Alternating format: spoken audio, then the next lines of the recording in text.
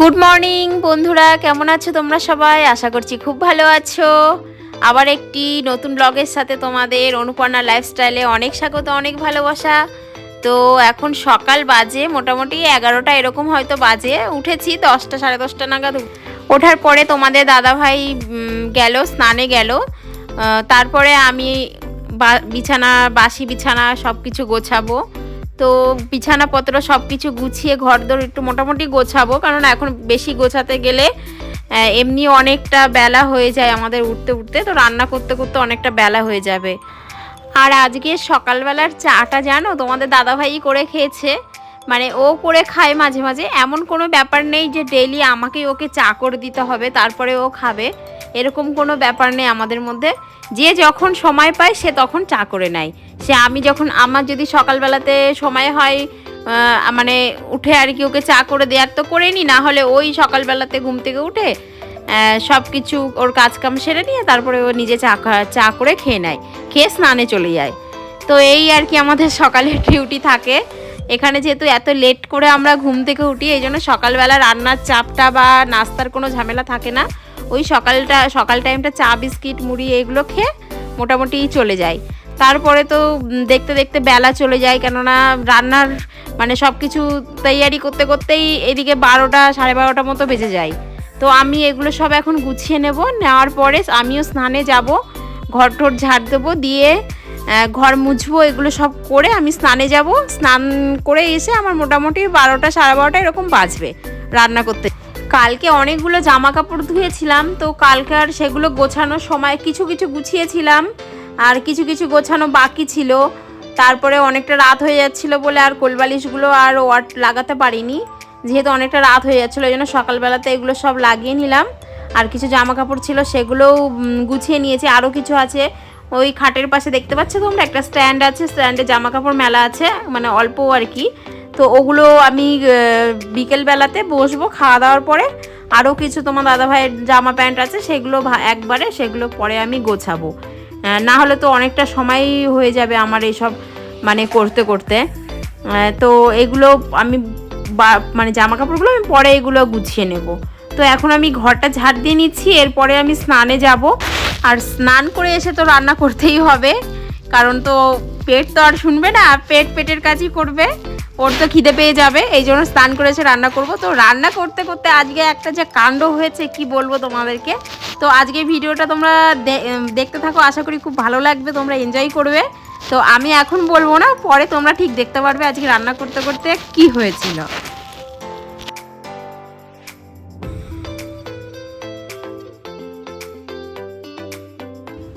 আমার সব কাজ হয়ে গেছে, হয়ে স্নান করে আমি চলেও এসেছি, পুরো রেডি হয়ে গেছি। এখন আমাকে যেতে হবে রান্নাঘরে, রান্না করতে যাব। তো চলো যাক। আমি রান্না করতে যাচ্ছি, এই সময় তো আমার দাদাভাই আবার দোকান থেকে চলে এসেছে, মানে আমাদের ঘর থেকে বেশি দূর নয়, তার দোকান পাশেই। তো ওখান থেকে চলে আসার পরে এসে বলছে আমার ভীষণ খিদে পেয়ে গেছে, আমাকে কিছু দাও খেতে। অন্যদিন এরকম বলে না, হয়তো এমনিতেও আগের দিন রাত্রেবেলাতে তোমার দাদাভাই একটু মানে শরীরটা একটু খারাপই ছিল, একটু জ্বর এসেছিলো। তো এই জন্য আজকে হয়তো শরীরটা ভালো লাগছিল না, এই জন্য চলে এসছে। নাহলে সকালবেলায় ওর নাস্তা করাটা অভ্যাস নেই, একবারে দুপুরবেলায় এসে ভাত খেয়ে নেয়, চা বিস্কিট এগুলো যেগুলো খায়। তো আজকে ভালো লাগছিল না, তো সকালবেলায় চলে এসছে আর কি। তো আমাকে বলছে যে কিছু একটা নাস্তা করে দাও। তো আমার ঘরে তো ম্যাগি ছিল, সব সময় থাকেই ম্যাগি। তো আমি বললাম ঠিক আছে, তাহলে তুমি বসো কিছুক্ষণ, আমি তোমাকে ম্যাগি করে দিচ্ছি। তো ম্যাগি করলাম আর কি। আমাদের একটা দাদা থাকে ঘরে, তো সেই দাদাটার জন্য আমার জন্য সবার জন্য ম্যাগি করে নিলাম।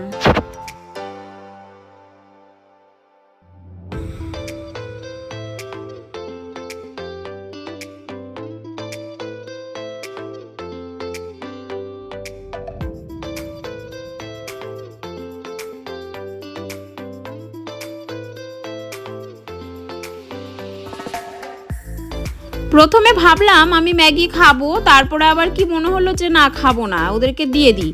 তারপর আবার মনে হলো যে না আবার একটু খাই, করলাম যখন একটু খাই, এই জন্য আবার এখান থেকে ওখান থেকে আবার তুলে নামিয়ে আমার জন্য রেখেছিলাম।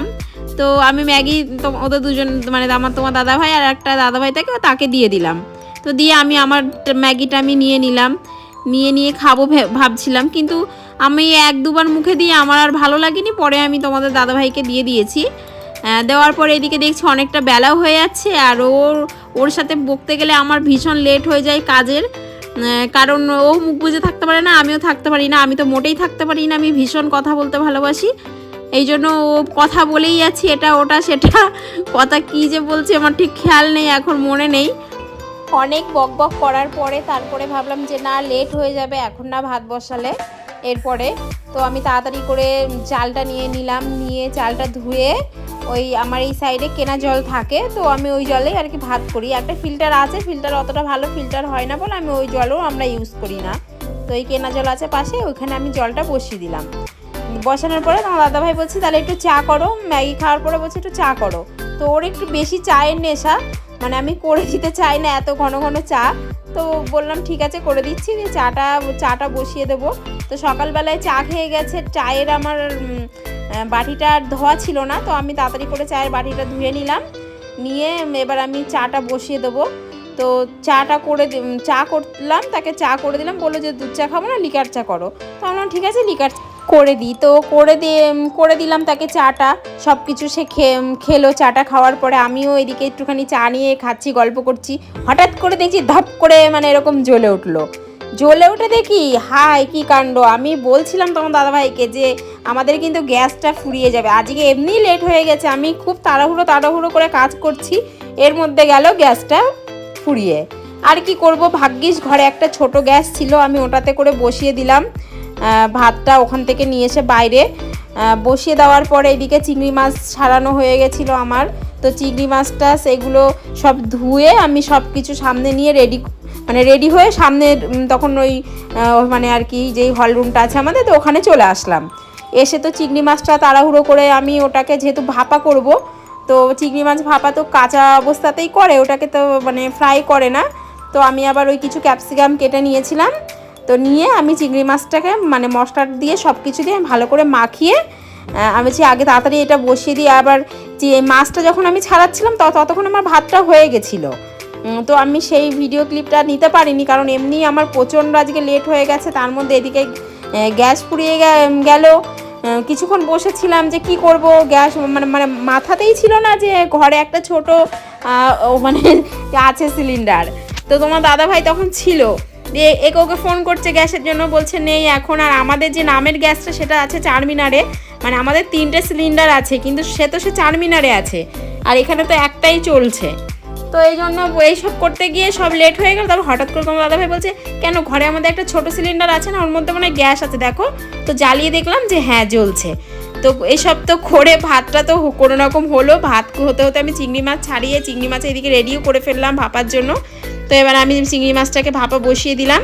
তো 6টা থেকে 7টা সিটি মারলে আমি ওটাকে নামিয়ে নেব। কিন্তু কি বলবো, এত লেট হচ্ছে এই গ্যাসে রান্না করতে, প্রচণ্ড লেট হচ্ছে। মানে আমি যদি আমার ওই ওভেন আর কি ওভেনে বসিয়ে দিতাম, এতক্ষণে মনে হয় সিটি পড়ে যেত। তো আমার তো ভীষণ বিরক্ত লাগছে যে এত লেট হচ্ছে। আমি যে ঠিক আছে থাক, তাহলে একবারে আমি একটু সজনে ডাঁটা ফাটা এগুলো দিয়ে একটা চচ্চড়ি সর্ষে বাটার মতো করবো বলে এই জন্য ওগুলো সব কিছু আমি কেটে নিচ্ছি। এদিকে তো এ সিটি মারছেই না, বসেই আছে। আমি তো ভাবলাম আজকে তো খেতে খেতে 4টে 4:30 তো বাজবে। আমি আবার তুলে দেখছি যে সিটি পড়ছে না কেন, কিছু কি প্রবলেম হলো, এই সব করে তো যাই হোক করে তো মানে নামিয়ে নিলাম।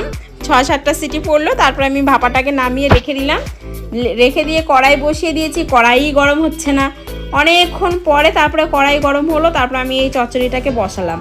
তো চচ্চড়িটা হতে হতে এদিকে তোমার দাদাভাই আবার চলেও এসছে এর মধ্যে। মানে অনেকটা বেলা হয়ে গেছিলো না, সেই তো তখন 12টা 12:30টার সময় ম্যাগি খেয়ে গেছিলো ঘর থেকে।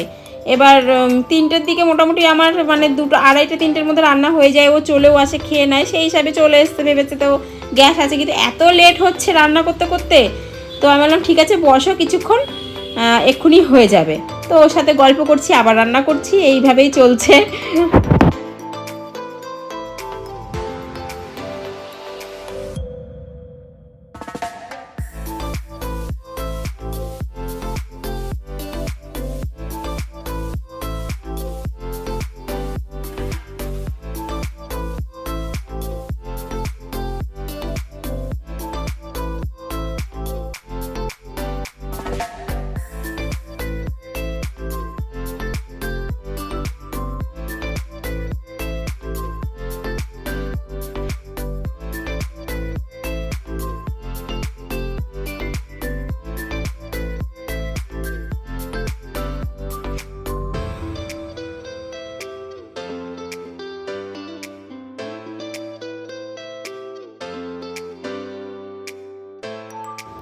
তো দেখতে পাচ্ছ চিংড়ি ভাপাটা কত সুন্দর হয়েছে। এই রেসিপিটা আমার আগের এই ভিডিওর আগে আমি আলাদাভাবে রেসিপিটা দিয়ে দিয়েছি, তো তোমরা যদি কেউ দেখতে চাও তো দেখতে পারো। এভাবে বানিয়ে খাবে, দারুণ লাগবে চিংড়ি ভাপাটা। তো ফাইনালি আমার পুরো যুদ্ধটা একদম পুরো খতম হলো, হয়ে তখন মোটামুটি 4টে পার হয়ে গেছিলো, 4:10-15 এরকম বাজে। তো আমি ভাতটা তাড়াতাড়ি করে বেড়ে ফেলছি আমাদের 3 জনের জন্যই। তো ভাতটা সব কিছু বেড়ে এবার আমরা খেয়ে নেবো, কারণ অনেকটা লেট হয়ে গেছে। তো এবার আমরা খেয়ে নেবো।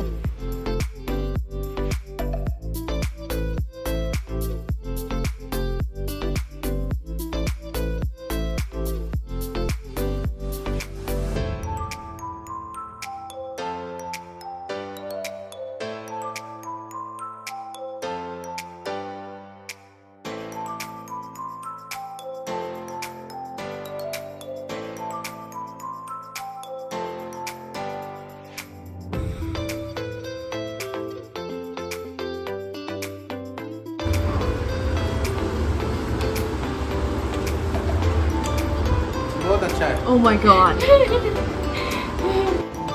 ও মাই গড, এটা আবার কি বলছে বহুত আচ্ছা।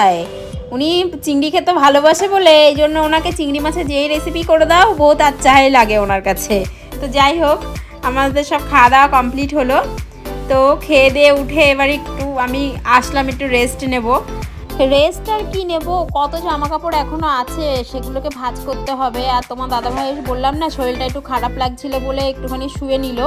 তো শুয়ে নেওয়ার পরে তো সে দোকানে চলে গেছিলো, তো আমাকে ফোন করে বলল তুমি আমার জন্য একটু চা করে নিয়ে একটু আসো।